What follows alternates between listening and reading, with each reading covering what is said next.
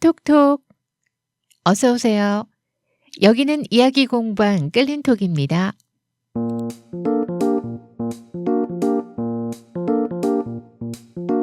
오디오 다큐 모카의 세상 이야기. 안녕하세요. 모카입니다. 말은 한 사람의 입에서 나오지만 천 사람의 귀로 들어가고 만 사람의 입으로 옮겨진다. 이기준님의 말의 품격에서 만난 구절인데요. 말의 위대함이자 무서움을 느끼게 하는 표현이라고 생각이 들었습니다. 이 시간은 우리 이웃들의 다양한 이야기를 인터뷰 형식으로 들려드리고 있는데요. 이번에는 나를 일깨운 누군가의 한마디라는 주제를 가지고 우리가 살면서 들었던 인상 깊었던 말, 영향을 받았던 말에 대한 경험담을 함께 들었습니다. 인터뷰를 하다 보니까 우리가 영향을 받는 말은 가까이에 있는 사람이 자주 하는 말인 경우가 많더라고요. 그래서 이 방송을 준비하면서 저도 평소 곁에 있는 사람들에게 어떤 말을 자주 하고 있나, 어떤 말로 하루를 시작해서 어떤 말로 하루를 마감하나 하고 평소 저의 말 습관에 대해 좀 더 곰곰이 생각을 해보게 되었어요. 말은 마음의 소리죠. 그리고 그 말이 쌓여서 그 사람의 품성이 되는데요. 무심히 건넨 말이 때로는 위로가 되고 용기가 되고 때로는 해답이 되기도 합니다. 오늘 우리가 함께하는 말들이 기왕이면 세상에 도움이 되는 한 송이 꽃이 되길 바라는 마음으로 모카의 세상 이야기, 올해 마지막 이야기를 전해드립니다.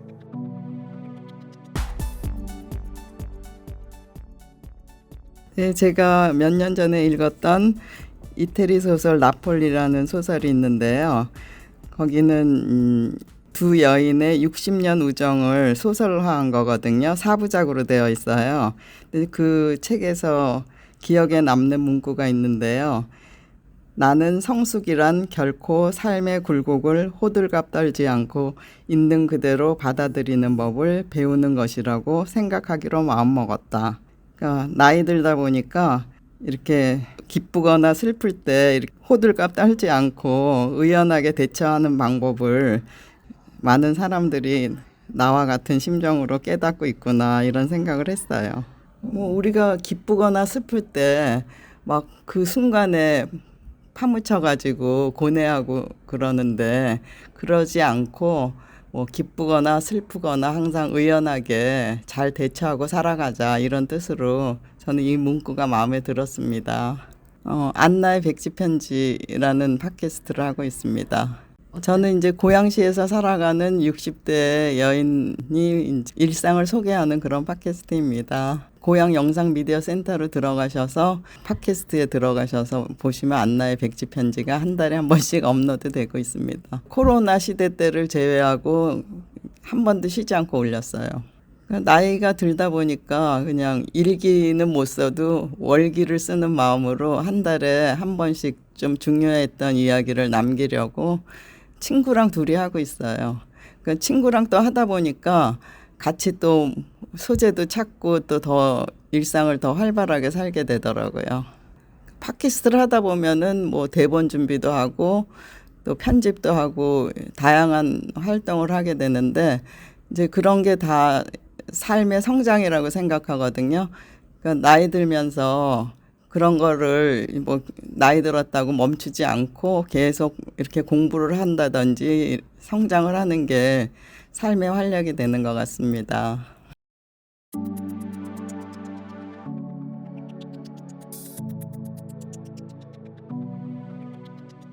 이분은 40년 지기 친구와 함께 안나의 백지편지라는 제목으로 방송을 만들고 계세요. 고향 영상 미디어 센터를 통하면은 유튜브 방송으로 들을 수가 있는데요. 고양시에서 살아가는 60대 여인들의 이야기를 친구와 편하게 얘기하듯 방송에 담고 계십니다. 2016년 12월에 첫 방송을 시작한 이후에 지금까지 60편 가까이 제작된 고양시의 대표이자 장수 시민 제작 프로그램입니다. 원고 쓰고 녹음하고 편집해서 송출하기까지 손이 많이 가는 과정인데요. 여기에 매달 한 편씩 꾸준하게 방송을 만드는 이분의 성실함이 정말 존경스럽습니다. 인생의 3분의 2를 함께했던 친구 사이니 두 분의 호흡이야 뭐 말할 것도 없고요. 이야기거리도 정말 풍성합니다. 가족과 학창 시절 등 개인적인 얘기부터 시작해서 책과 영화, 음악회 등 다양한 문화 소식, 또 세상 살아가는 이야기도 담겨 있고요. 때로는 작가와 감독 등 전문가를 직접 모셔서 깊이 있는 인터뷰까지 진행하고 계시죠. 이분은 방송을 통해서 우리에게 말해주고 계세요. 나는 여전히 성장하는 중이다 라고요. 안나의 백지 편지를 앞으로도 오래 들을 수 있기를 바랍니다.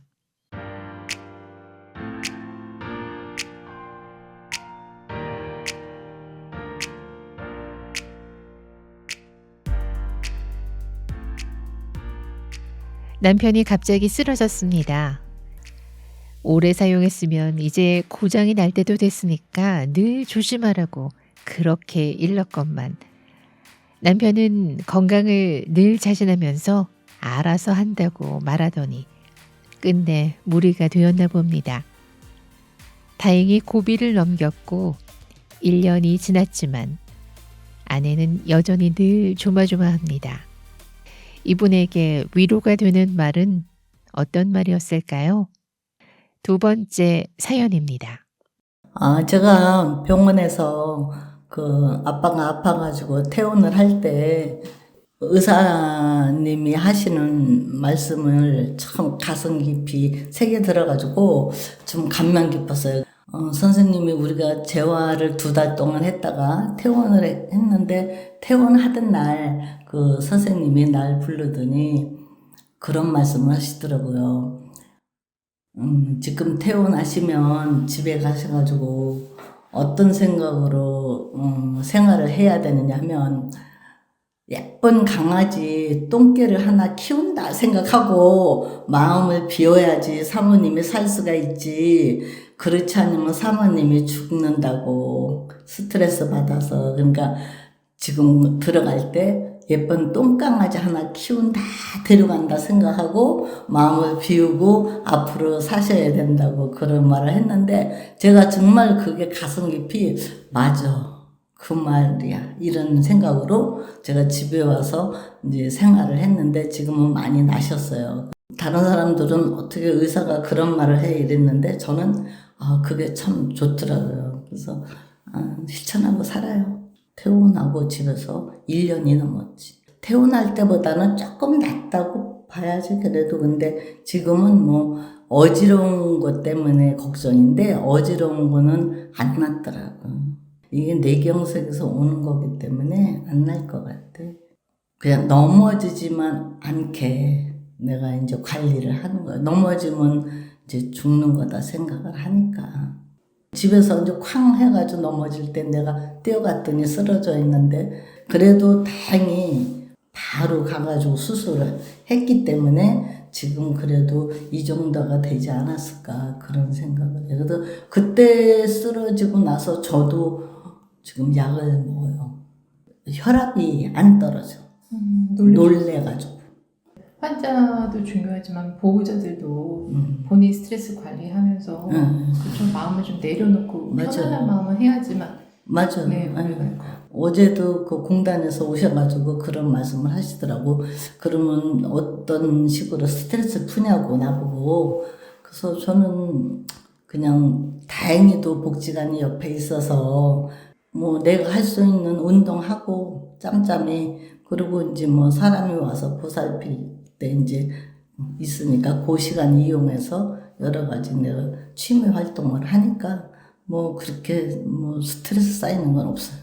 그러니까 내가 화가 날 때도 선생님이 똥개를 키운다 생각하고 마음을 내리라고 그랬지 이런 마음으로 그냥 생각하면 화가 났다가 이제 그 다음에 풀리더라고. 그래서 제가 그 선생님이 참 존경스럽더라고요. 그래서 가면 요즘도 한 달에 한 번씩 가는데 가면 제가 웃으면서 선생님 그때 그 말이 너무 그냥 좋아서 제가 많이 얘기를 해요 그랬더니 웃으시던데.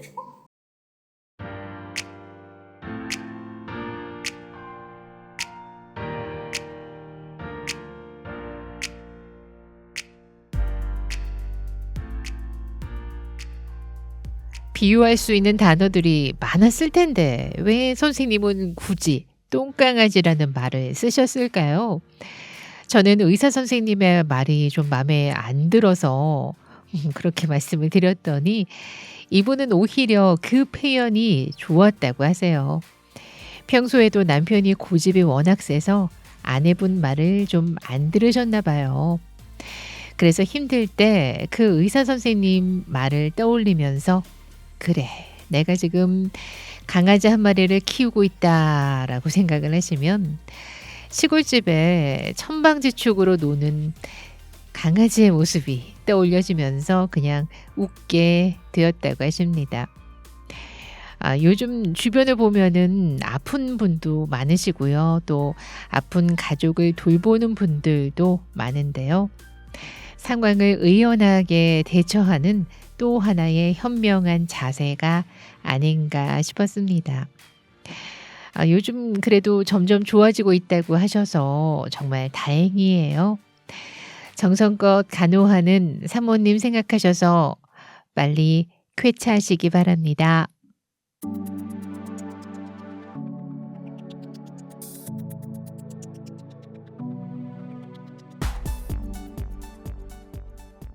행복해서 웃는 게 아니라 웃으니까 행복해진다라는 말이 있죠. 칭찬하고 감사하는 마음을 가지면 우리의 뇌는 행복의 물질인 도파민과 또 치유의 물질인 세로토닌이 나온다고 합니다. 오늘 전하는 마지막 사연입니다.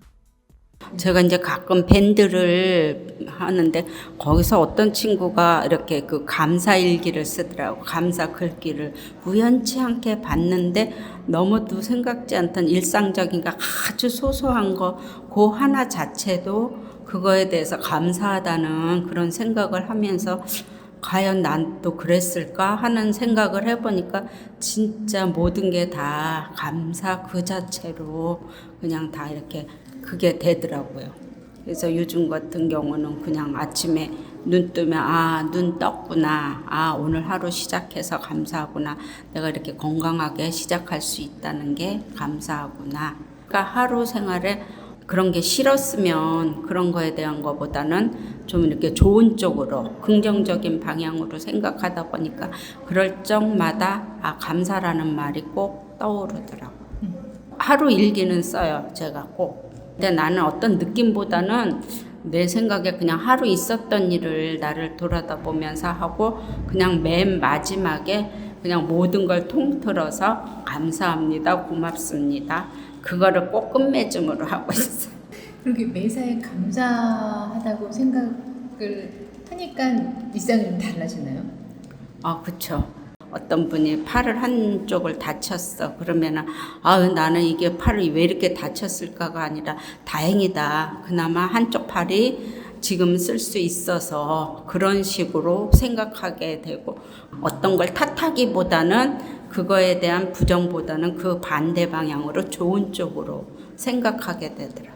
그게 성경 말씀에 있듯이 범사에 감사하라. 나중에는 그렇게 되는 것 같더라고요.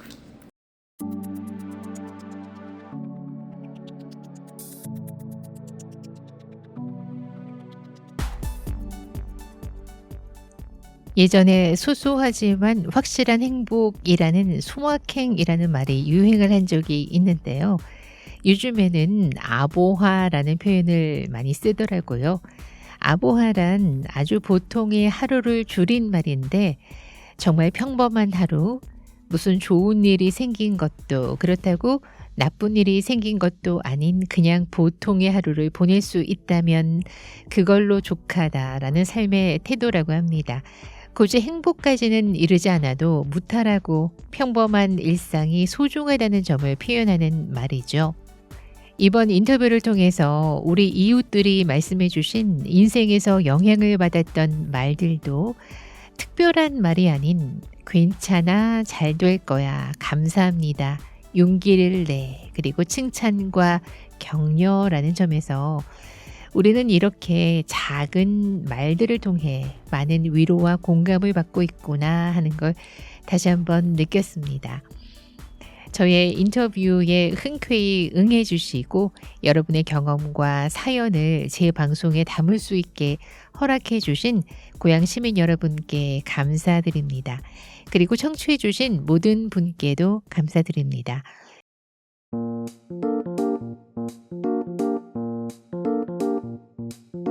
2025년 새해는 푸른 뱀의 해라고 하는데요. 푸른색이 지닌 희망에 뱀의 유연함과 지혜가 더해져서 더욱 창의적이고 새로운 모습으로 다시 여러분 찾아뵙겠습니다. 끌림톡이 작은 울림이 되어 마음의 열림까지 이어지기를 바라며 이상 이야기 공방 끌림톡이었습니다.